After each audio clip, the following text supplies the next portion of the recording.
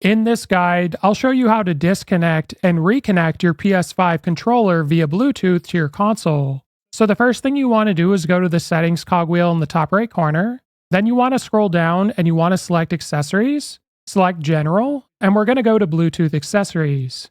Now this is where you'll see all of your registered DualSense wireless controllers, as well as the one that's currently connected. So I'm going to press X on that and you'll see the option to disconnect or delete. Now disconnecting is essentially just turning off your controller. It's still registered to your device. Or if you select delete, this is going to deregister your controller and you'll have to reconnect it. So if I select disconnect by pressing X, it just turned off the controller. And to reconnect the controller, simply press and hold the PlayStation button and it'll turn back on.